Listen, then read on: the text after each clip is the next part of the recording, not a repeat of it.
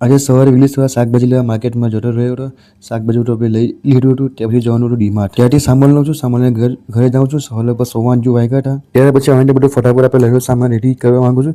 સામાન રેડી કરીને અહીંથી પાઉં લેવા ફટાફટ નીકળી જાઉં છું. આજે આ પાઉં આપણે ફટાફટ લઈ લીધા અને સ્ટોક આજે થોડું વધારે લીધો હતો.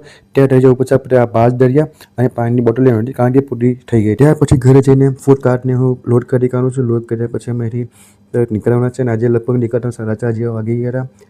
ત્યાં જઈને ફટાફટ શાકભાજી હતા સમાર્યું બધું અમે અને આજે ખાવાની શું આજે આવાકાડોના ઓર્ડર વધારે આવતા હતા.